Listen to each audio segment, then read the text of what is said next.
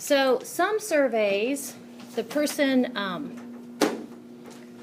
who created the survey can make the results available to the people taking the survey, author, participant.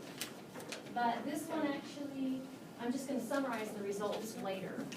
So if you go out and either via the link I sent by email or the one I forced up on Twitter feed, you'll see this survey. Quite clever. They're kind of fun to put together. I think a lot of dumb things are fun. So basically, there are maybe 3 questions or 4 questions if you want to break it out that way. In black bold there, I am offering, this semester, I'm always trying new things, to make available to you, you have to stay in the library, but available to you in the library would be a hard copy of the assignment keys, the answer keys, after you turn them in, and also the PowerPoint slides, okay, after I cover it in lecture. One thing about the PowerPoint slides is if you come to me for help, a couple things I'm going to want to know is, are you taking notes in lecture? If I'm going too fast in lecture for you to write down the answers, let me know. A lot of times your homework can actually be completed by referring back to what we covered in lecture. Not so surprising. So go ahead and fill this out if you would. At the bottom is a place for you just to leave comments. So this box right here is where I'm asking you kind of, would you want to do anything as a group study or as an individual study? And I kind of try to explain that the Success Center still is, every semester, has trouble finding a tutor for CHM165.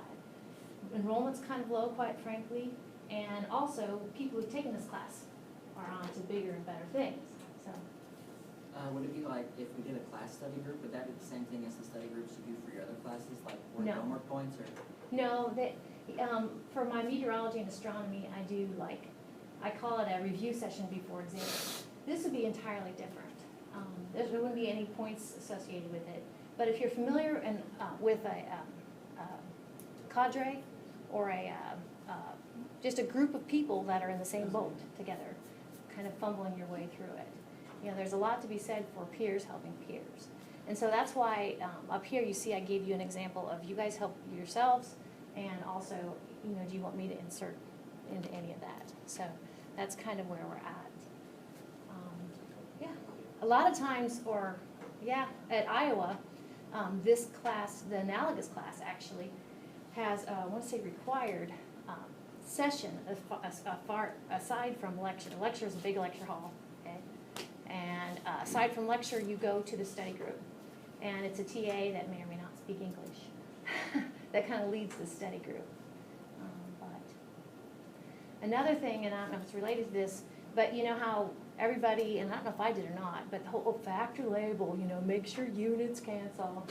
But honestly, if you were to close your eyes and point to any section in your textbook and find the nearest problem, what you would see is factor label approach. So, yeah. So there's that. I look forward to hearing your answers. And like I said, I want it by Tuesday night, so Wednesday I can kind of give you a summary. Any other questions? All right. So, back to finishing up this chapter. Is that going to work? I think so. Okay. So we already did this slide, but I brought it in because it's important. One last topic we need to talk about is how much does an atom weigh?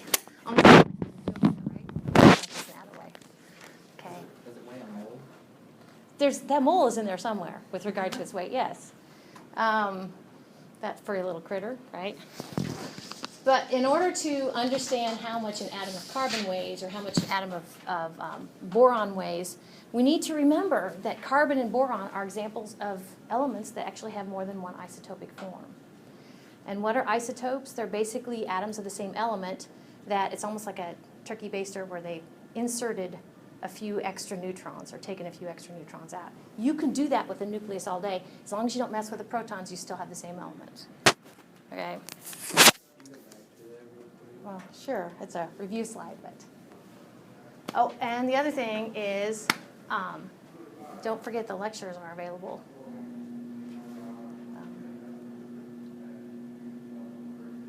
So one of the things my survey says is, do you want me to make these available after I'd covered them in the library? I will tell you, the two things I'm thinking about making available, it's going to be work on my part. No, it'll be a little bit of effort on my part and effort on the part of the library to make sure they're available to you to use in the library. So this is to say that, like all resources that teachers put back there in the library, there will be a cover sheet that says how much it's used. If I see it's not being used, I'm going to yank that thing so fast. Sort of kidding, sort of not. Okay, new slide. So that where it says periodic table up there, I'm going to pull up the periodic table, a periodic table. But like I've said, bless you, and like you already know, each box is an element. And as a minimum, it has to have the symbol for the element. And then it usually has the whole number, which is the atomic number for the element, number of protons, the nucleus of an atom, or that type of element.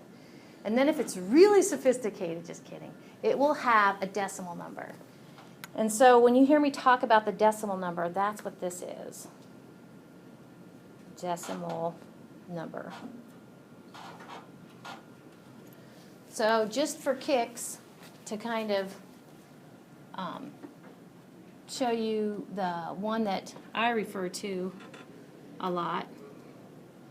This is the one that's in when you bought your, it might be both for your lab manual and your lecture notes, but it looks something like this.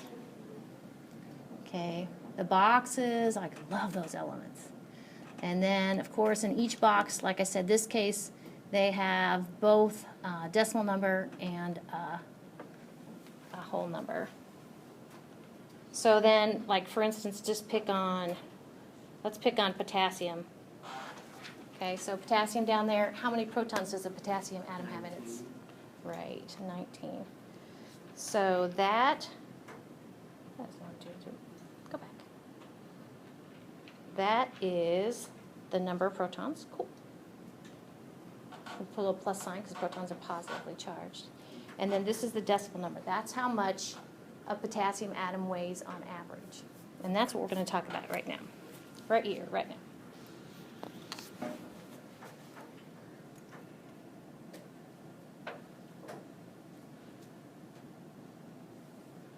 All right. So some synonyms for average atomic weight are listed down here. Average atomic mass instead of weight.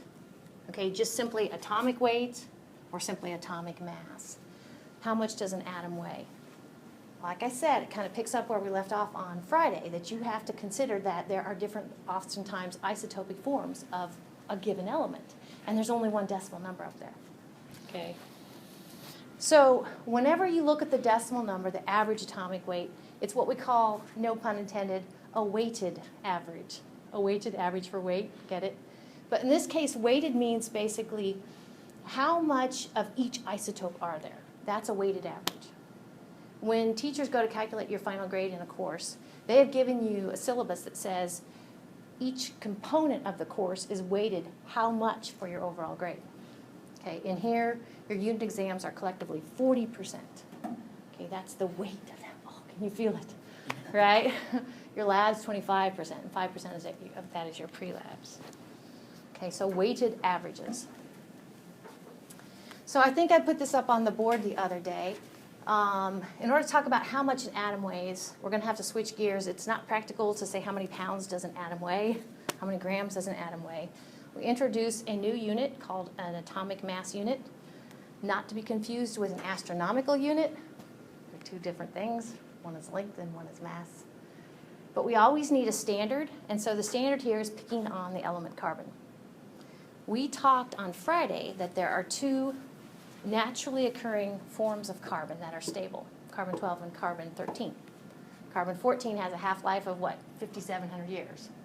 Yeah, something like that. So anyway, one particular type of carbon, carbon-12, okay, if you have, one atom weighs exactly 12 AMUs. That has consequences. But that goes back to the definition of atomic mass unit. And everything else is expressed relative to this to put it in perspective, how big is an atomic mass unit? Again, your book just uses a U, and I grew up using AMU. Same thing. To put in perspective, gram-wise, you're talking about 1.661 times 10 to the negative 24th grams. Now, that's not an exact relationship. Exactly 1 AMU is approximately equal to 1.661 times 10 to the negative 24th grams. Now, the thing we know in math is that we can take an equality like this, and we can divide both sides by the same thing. Okay, 1 divided by 1.661 times 10 to the 24th. Sorry, negative 24th. That looks really sloppy. If you basically take the inverse of 1.661 times 10 to the negative 24th, or 1 divided by that, you end up with, dun, dun, dun, which some of you might recognize as Avogadro's number. So if you have 1 gram, which is pretty hefty relative to atomic mass units, 1 gram, exactly 1 gram, is approximately equal to 6.022 times 10 to the 23rd AMUs. Especially that bottom one down there. I'm trying to think, do you ever have to, you might need to use it in homework problems. I don't think I necessarily make you use it on an exam. I might give you that equality. So when we're talking about atom or decimal numbers, let's go straight to the chase. In the carbon, which we pick on carbon to define what an atomic mass unit is anyway, the decimal number for carbon is 12.01. Okay, 12.01. So 1 carbon atom weighs 12.01 atomic mass units, a weighted average. Why isn't 12.00000? Because it's not just carbon 12, there's carbon 13 in there too. And we're going to show you how you calculate that that average number, that weighted average number. So before we do that, how do you come up with that weighted weight, that weighted average? We need to talk about, in nature, how do you say how much of each isotope you have? And so what we do is call something percent abundance of each isotope. So what you do is you go out in nature, it's like a sampling thing. You need to get a representative sample. And you need to gather only atoms of that particular element, but different isotopic forms that Mother Nature has produced. You put that number in the denominator, and the numerator for that particular sample, you put the number of the isotope of interest. Okay? And then to get it parts per 100, you multiply it by 100. So that's how they do it. Because we're going to see some percent abundance numbers for these elements, and that's how they did it. So for instance, copper, you go out and you look for copper, you look for copper, you look for copper, and there are 2 naturally occurring isotopic forms of copper. One is copper mass number 63, one mass number 65. Ooh, they differ by what? 2 neutrons, right? Okay, and pick on copper. Copper is atomic number 29. They both have 29 protons in them. We can do a little subtraction and find neutrons. That's what we did on Friday. But, so they go out and they take what Mother Nature has dished out with regard to copper atoms. And this would probably involve a mass spectrometer, which used to be a really cool instrument. Now it's like, let's just use the mass spec. But basically the mass spec takes that mixture of copper atoms and it divides them by their mass. So you end up having a pile goes this way, which would be your copper 63, and a pile goes that way, which would be copper 65, and you count them. So anyway. So relatively speaking, this is kind of the breakdown of those 2 isotopes. So put another way, if that's the breakdown, about 70% and about 30%, I should say about 69% and about 31%. If you move the decimal place over a few places, and just assuming that you have a mixture of copper atoms in the amount of 10,000, okay, 6,909 of them will be the more abundant copper 63, and 3,091 of them will be copper 65. All right, so that was copper. Here are some other isotopes. Hydrogen. most abundant element in the universe. Okay. There are 3 isotopic forms of hydrogen, but only 2 of them are stable. So hydrogen's a weird one. No other element that I know of does this. For hydrogen 1, hydrogen 2, and hydrogen 3, respectively, they have different names. It's called regular hydrogen, deuterium for mass number 2, and tritium for mass number 3. Like, really? But check out the regular hydrogen, mass number 1. So the mass number is the number of protons plus the number of neutrons. Hydrogen's atomic number 1. How many protons does a hydrogen atom have in its nucleus? 1. So if it's mass number 1, how many neutrons does it have? 0. It doesn't have any. It's just a bare old, its nucleus is just a proton. And if it loses its electron, it becomes positively charged, it's just a proton. So I said that 2 naturally occur, regular hydrogen and deuterium, to a small amount, no tritium. Okay, it's radioactive. Okay, so this column is important. Do you see this 1 point blah blah, 2 point blah blah, 3 point blah blah? That is important because that's for those particular isotopic forms, the hydrogen, deuterium, and tritium, how much an atom of that type of isotope weighs. You're going to use that in your calculation. Now, we're going to find out how you go about getting this decimal number. The light elements like hydrogen, kind of like lithium on down, or boron on down, I usually give 3 decimals to. So you'll usually see me call this how much the average weight of a hydrogen atom is 1.008. All right. Boron has 2 naturally occurring isotopic forms. We saw that on Friday, didn't we? That cute little red and green, differing by 1 neutron. Boron 10, boron 11. The natural abundances, there's a lot more of this heavier version of boron than there is the lighter version of boron. The decimal number for boron is 10.81. Okay. Neon, 3 naturally occurring isotopic forms. Very heavy on the lightest isotopic form. And magnesium. Actually, magnesium, you're going to do a homework problem for Wednesday. Okay, so, yeah, let's just go with that.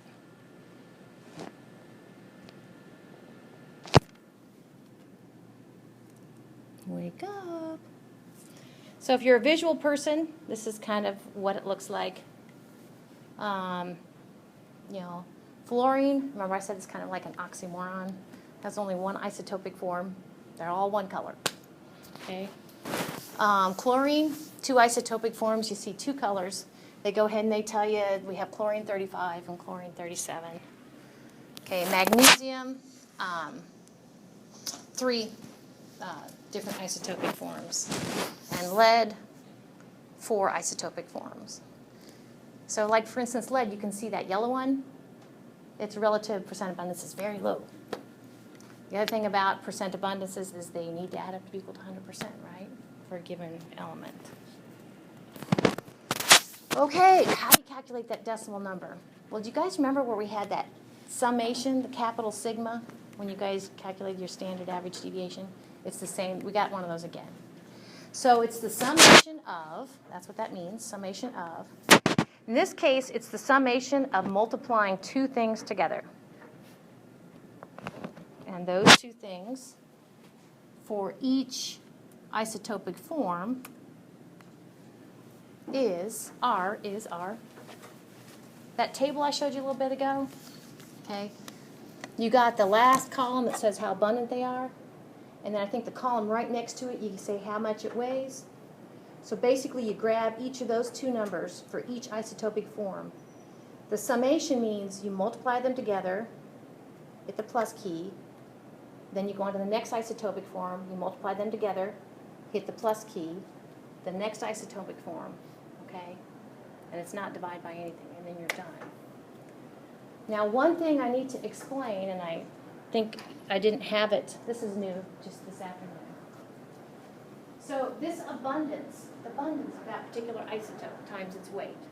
You're like, it's not percent abundance, it's fractional abundance. Usually you're given percent abundance, and here's how you get back to fractional abundance. Usually you're given this.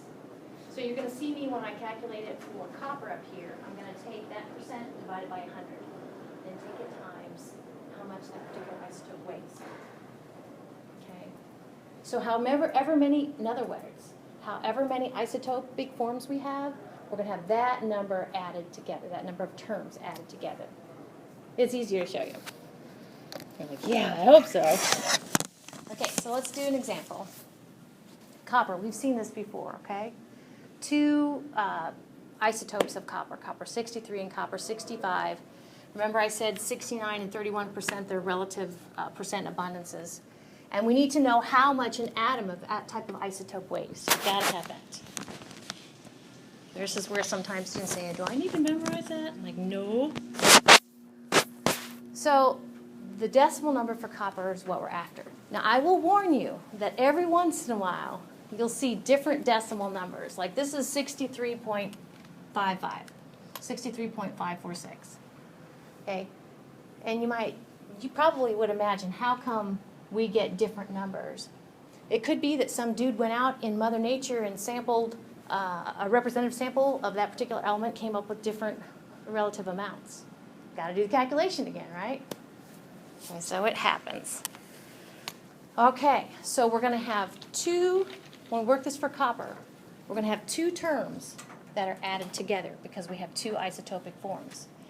Each of those terms are going to be the product of how much an atom of that type of isotope weighs times its fractional abundance. How do you get fractional abundance? You take that percent which you saw, the 69 and 31, divided by 100. There we go. Okay, so for the first isotope, the copper 63, copper 63. So this is the first term, okay? And the beauty of weighted averages simply says it has this value, it has this weight, and it has this, this significance, that's your percent abundance, okay? Plus, this other term is for the other isotopic form, the copper 65. Plus how much the copper 65 weighs in atomic mass units, that's 64.928, times its abundance. Okay, and again, we need to take percent abundance and put it into fractional abundance by dividing by 100. And that's it.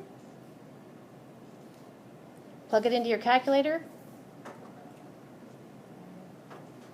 I'll go ahead and write up at the top how you round these things.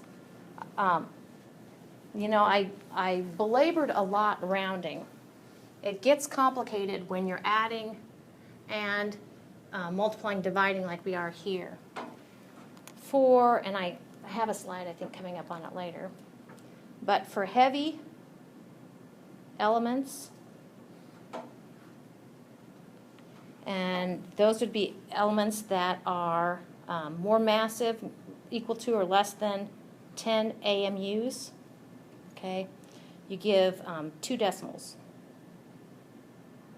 It's not trying to get there. Okay, thanks.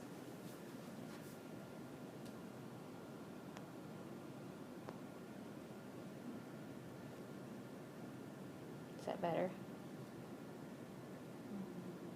No. Really?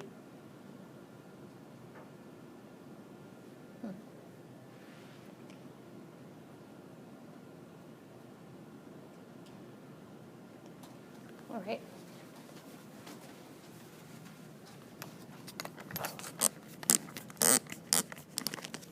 If your average atomic weight is greater than or equal to 10 AMUs, and I mentioned, I want to say beryllium, because see, boron, yeah.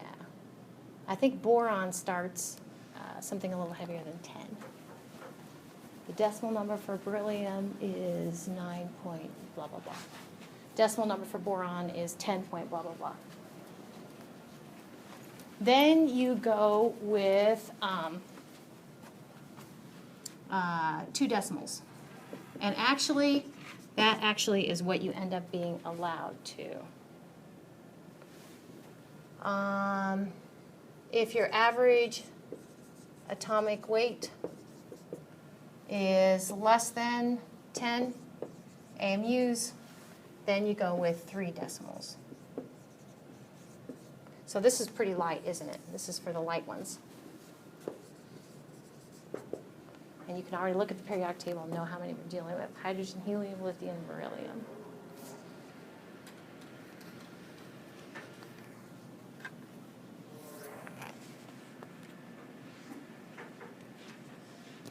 Okay, so that's it. So I got a few warnings or whatever. So you're going to do, I mentioned magnesium. You guys are going to, at home, do this process for coming up with a decimal number for magnesium. The deal is we can all look at the periodic table and look at, for magnesium, what its decimal number is, and it's 24.31 AMUs. That's how much a weighted average of a magnesium atom is, based upon its isotopes and how abundant they are and how much they weigh.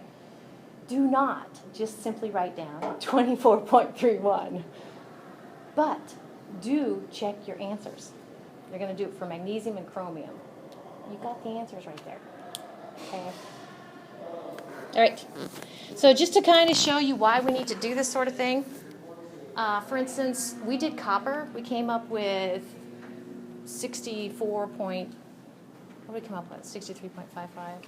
Yeah. Notice that if we would take the average of the 2 weights, we would come up with about 64. Okay. But we come up with 63.55 because this one's more abundant. It's almost like there's a fulcrum there at the real average, and this one's more abundant. So the decimal number is going to be closer to that one. Hydrogen is even a crazier deal. Because if you remember, hydrogen, normal hydrogen, is way more abundant than deuterium. So if we were to take regular hydrogen weighs about 1 AMU, deuterium weighs about 2 AMUs, so the average, the non-weighted average, the simple average, would be 1.5 AMUs. Okay? But when you look on for the decimal number for hydrogen, you're going to see the number 1.008. That's another one that we use so much. You know, there's a lot of hydrogen chemistry. So you're like, well, how much does it weigh? 1.008. Okay, AMUs, a weighted average. How come it's not 1.5? Well, there's not much deuterium.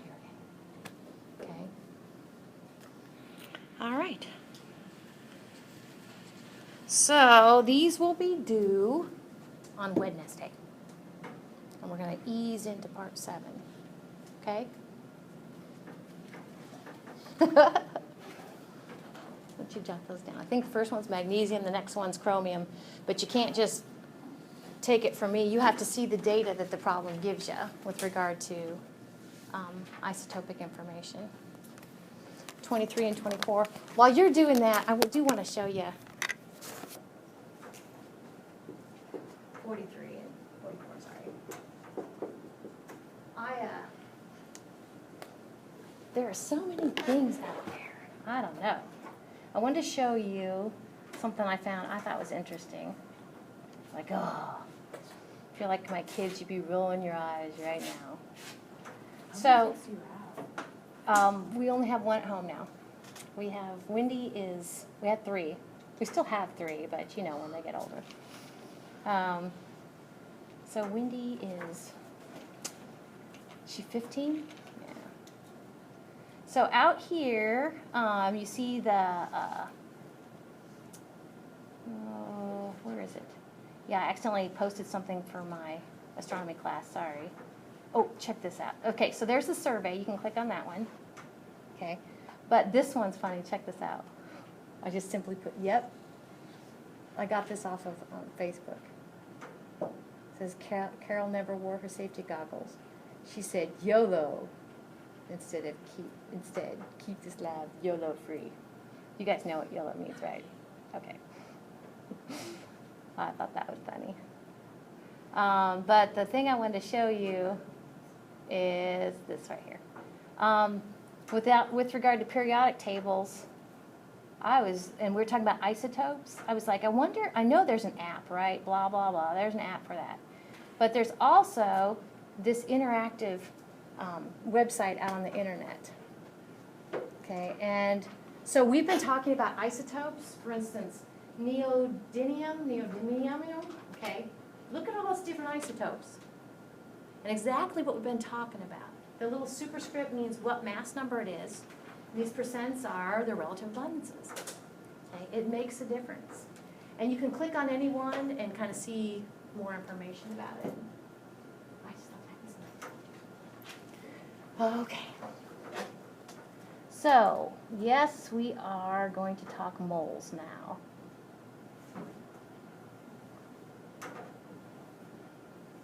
Alrighty.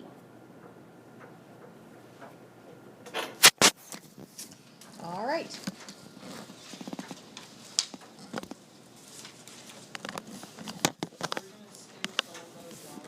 Right. Yeah, those last few miscellaneous slides. I'll put all this up here, and we got time. I'm going to play this short little video. But I think, and you probably do too, why did we invent the mole? You're like, I have no idea. It kind of like goes like this. Atoms are so dang small that we kind of needed a quantity that we could sink our teeth into. But it doesn't just have to be atoms. Okay? If you want to have a quantity of water molecules, if you have one mole of water molecules, then the number of water molecules you have is this number right here in scientific notation. Yes, you do need to memorize this one if you haven't already. Okay, so 1 mole is like a parcel. Okay, and on the next slide I say it's kind of like a dozen. Okay, but 1 mole is a lot. Oh, I won't play it for you. I'll post it up under my favorite videos. But the thing that gets me, I think, is adorable too, is, you know, the official abbreviation for mole, you get drop the E. Isn't that adorable? I know. And things catch my eye, not like they catch your eye, but a few years ago I was walking down the grocery store and we were talking about this in lecture. And if you go into the Latin foods, there's mole sauce. And it's just so funny. I bought me one right then and there. You know, I just think that's adorable. I keep looking for an adorable little stuffed mole, and I had very much success at that. Okay, so I said it's like a kind of a parcel. A mole is like a dozen, okay, but instead of 12 items, you have 6.022 times 10 to the 23rd things. A gross is 12 dozen or 144 things, okay? So a mole, if you have a mole, if you gather the mole of anything, you have a lot of things. With that said, with that said, if you have a mole of water molecules, with the density of water you have, it's about 10 mils, okay? So it's like, I'm not thinking that right, but anyway, it's about like the volume of your finger, a mole of water molecules. Okay. So this is why I thought, well, we can go on into this stuff. So, because I just have a few slides, and I brought some things to help kind of make it real. Okay, so rice. I have some I'll say statistics or some real numbers about rice grains. And so to kind of put in perspective, I have different amounts of rice here. Okay, this is, and I'll pass them around. Wake up, everybody. Here's 10 grains of rice. Yeah, I know. And here's 100 grains of rice. Right? And then this one is 1,000 grains of rice. You get the idea. Okay. I don't have 10,000 grains of rice. So that's like 1 times 10 to the 3rd. Okay. This one right here, and it's a little sticky, so I won't pass it around. I don't know what it picked up in the lab, but this is 2 times 10 to the 4th. I don't know why I went 2 instead of 1. Okay. 10 raised to the 4th power magnitude of rice grains. So if you get a mole of rice grains, you're still significantly more than this. So 1 mole of rice grains, okay, the thing about, they're very small, would cover land area up to a depth of 75 meters. So just don't do it. So as much as rice is consumed, like in a lot of different cultures, you know, not 1 mole of rice grains have been grown since the beginning of time.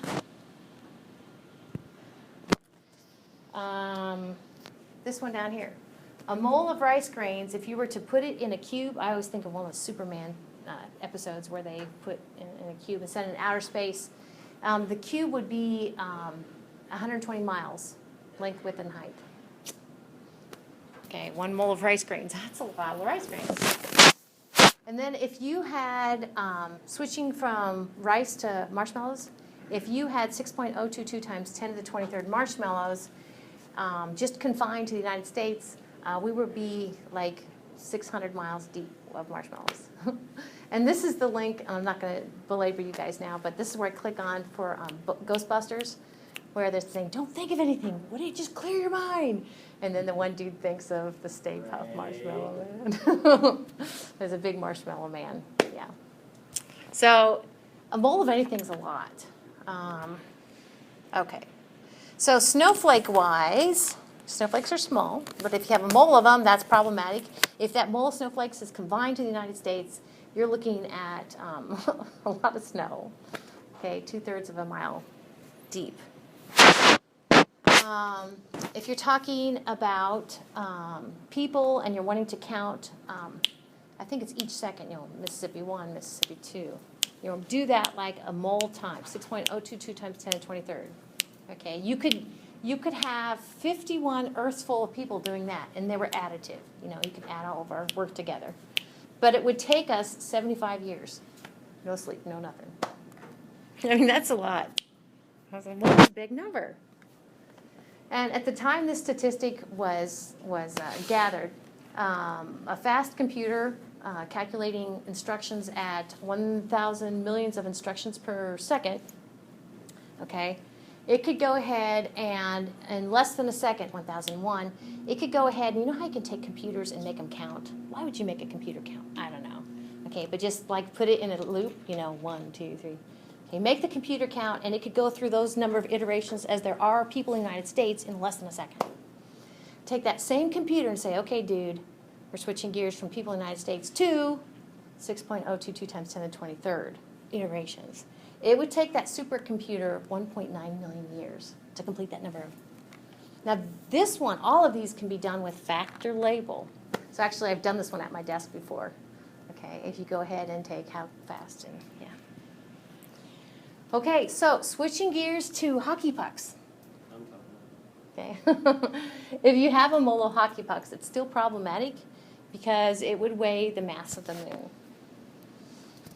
A mole of basketballs, again, problematic with regard to volume. A mole of basketballs would be the volume of the Earth. And this is my favorite. So I brought a little, you know, pennies. You know, how many of us just like blow off pennies? Yeah, I do. Heads up, heads down. I'm just like, I'm not picking it up. So a mole of pennies, you're like, okay, bring it on, right? So a mole of pennies would be great because at the time this was written, everybody on Earth, you could divide it up, and everybody on Earth would have 1.5 times 10 to the 14th pennies. I am rich.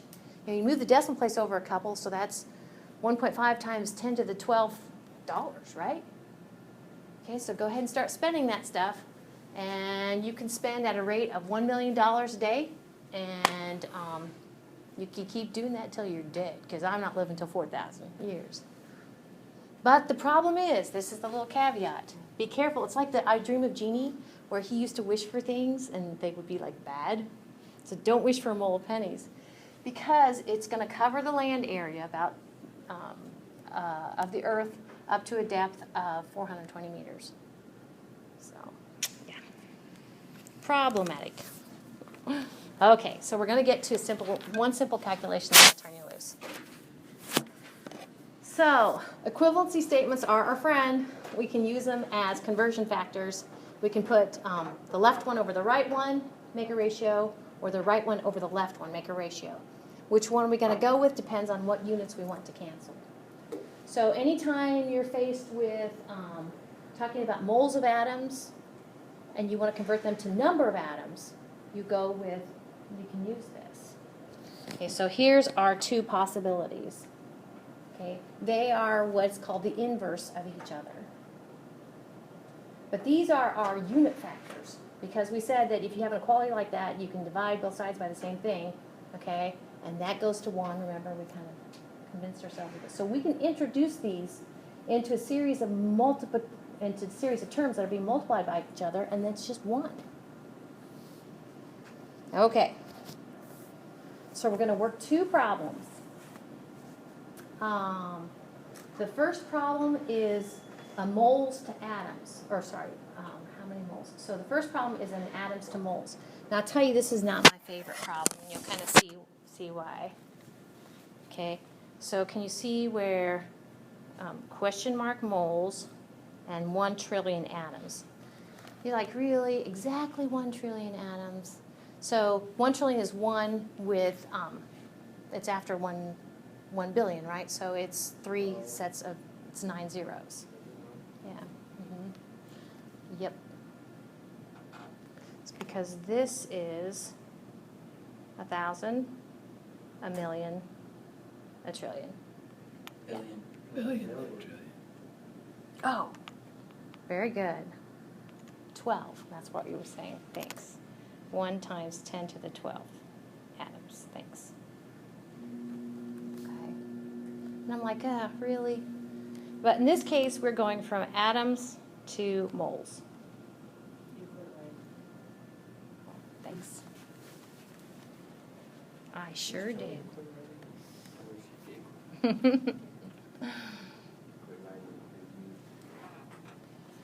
Well, anyway, I think you get the idea. The next problem, if that's going from atoms to moles, this one is going to go from moles to atoms. Atoms to moles, moles to atoms. So if you look at the previous slide where you had those 2 ratios, you call 1A and 1B, and one case you're going to use one case you're going to use the other. You'd be like, which is which? Well, I don't know. I'd have to I just go look at it. I let the units do the driving. So the other thing, let's see if this writes for me, is do you see where this is in square brackets? I'll go ahead and make little stars here. And basically say that won't necessarily, I can't spell, thank goodness for spell check, won't necessarily be included. And when I say be included, I mean be included in the problem. So it would, in other words, we could say how many moles is 1 trillion hydrogen atoms. So we could take it out. We could say how many atoms is 0.55 moles of atoms. Same thing. Okay, so this first one, we're going from atoms to moles. And this last one, we're going from moles to atoms. That's it.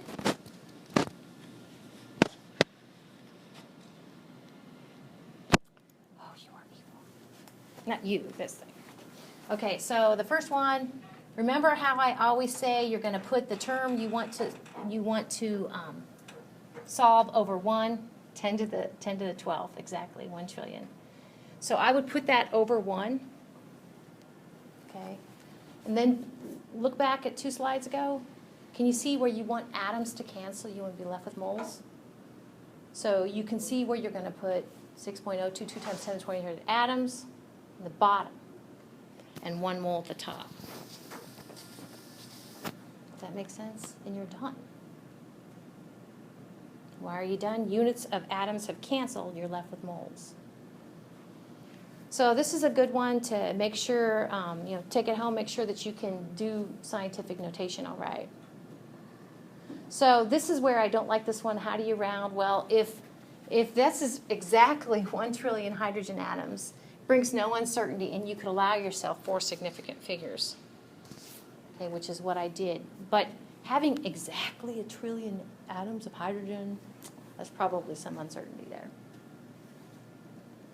So going with that being an exact number, rounding to 4 sig figs, there's the answer. So you just have a fraction of a mole. You have what, 0.00011 zeros, 161 moles. Then the next one, it was a moles to atoms. So we'll put that 555 moles over 1. In this case, we're going to use the reciprocal of that. So we're going to put 1 mole in the bottom, and Avogadro's number is 6.022 times 10 to the 23rd atoms in the top. So let your units decide how you orient your factors. So now how do we need to round it? Just 3 significant figures. Okay, so 3.34 times 10 to the 23rd atoms. And it doesn't hurt to kind of say, now, does this make sense? Well, about a little over half a mole, and if 1 mole is 6.022 times 10 to the 23rd, then about a little over half a mole, 3.34 times 10 to the 23rd, I could buy that. Okay, so just for you, I came up with this homework assignment. I printed it out, but I don't have it here.